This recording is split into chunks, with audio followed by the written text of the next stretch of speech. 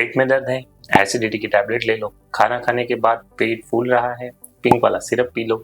सीने में जलन हो रही है, ठंडा पानी या दूध पी लो। हमारे घरों में पेट से जुड़ी हुई लगभग हर प्रॉब्लम का एक ही सॉल्यूशन मान लिया है, एंटासिड मेडिसिन।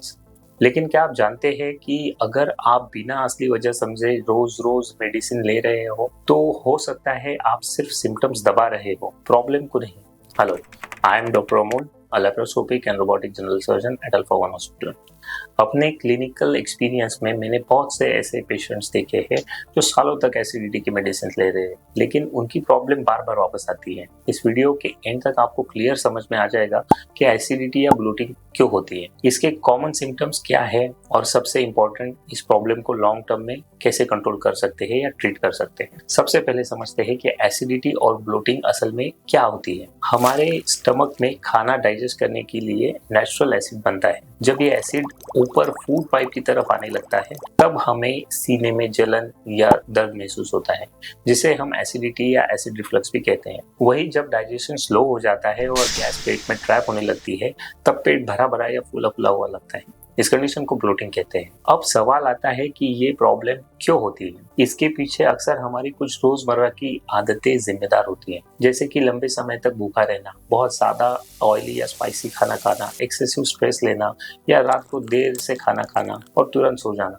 ये सब आदतें डाइजेशन को स्लो कर सकती है और धीरे धीरे एसिडिटी और ब्लोटिंग की प्रॉब्लम को बढ़ा सकती है। इसी वजह से कई लोगों को सीने में जलन, खट्टी डकारें आना, पेट में हेवीनेस, थोड़ा सा खाना खाने पर भी पेट भरा हुआ सा लगना और कभी कभी चेस्ट या बैक में डिस्कम्फर्ट महसूस होने लगता है। अब सबसे इम्पोर्टेंट बात, इस सिचुएशन को मैनेज कैसे करें। जब भी मेरे पेशेंट्स इस प्रॉब्लम के साथ आते हैं, मैं उन्हें 3 प्रैक्टिकल चीजों पर फोकस करने की सलाह देता हूँ। पहली चीज, अपना रूटीन ठीक करें। खाना खाने का टाइम रेगुलर रखिए, पोर्शंस थोड़े छोटे रखिए और खाना खाने के तुरंत बाद लेटने की आदत छोड़ दीजिए। कोशिश करिए कि डिनर और सोने के बीच में कम से कम 1 से 2 घंटे का टाइम गैप रखें। दूसरी चीज, अपने ट्रिगर्स आइडेंटिफाई करिए। अगर चाय, कॉफी, कोल्ड ड्रिंक, स्मोकिंग या कोई स्पेसिफिक फूड आपकी प्रॉब्लम को बढ़ा रहा है तो उसे लिमिट या अवॉइड करना बहुत जरूरी है। और तीसरी और सबसे इम्पोर्टेंट बात, सेल्फ मेडिकेशन से बचें।